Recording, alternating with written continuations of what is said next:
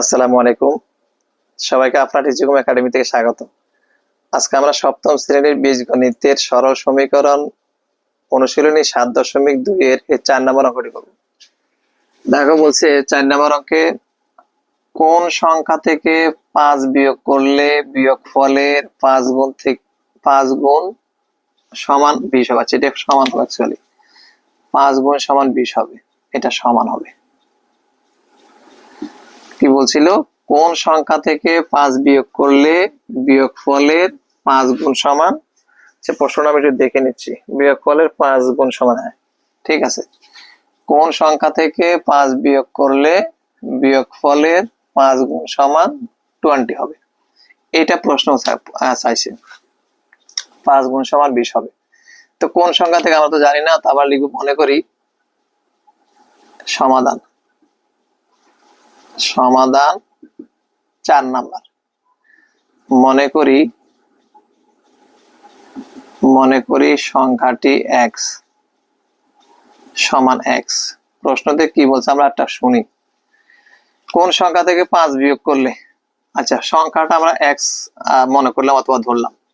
প্রশ্ন মতে, প্রশ্নে যা বলছে সেটা সেই অনুযায়ী কাজ করবো। দেখো প্রশ্ন মতে কোন সংখ্যা থেকে 5 বিয়োগ করলে সংখ্যাটা x পাচ্ছি, তাহলে লেখো 5 বিয়োগ করলে, লিখলাম।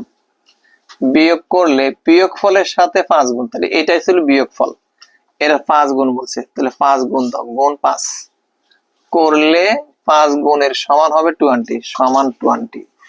এরা এখানে যে কথাটা বলছে সেই কথার মানে হলো এটা। কোন সংখ্যা থেকে 5 বিয়োগ করলে, মনে করি সংখ্যাটি x, তাহলে বিয়োগ করলে, তাহলে x থেকে 5 বিয়োগ করলাম, করলে বিয়োগফলের 5 গুণ, তো বিয়োগফলের 5 গুণ মানে 5 গুণ দিলাম, সমান 20 হবে, সমান 20। এখন এটাকে আমরা হিসাব করলে আমাদের সংখ্যাটা বেরিয়ে আসবে। তো দেখো 5 কে x দ্বারা গুণ করলে 5x, 5 কে 5 দ্বারা গুণ করলে 5 5 25 সমান 20। বা এখানে দেখো 5x সমান 20, এটা দেখো -20 আছে, ডান পাশে গেলে +25 হয়ে যাবে।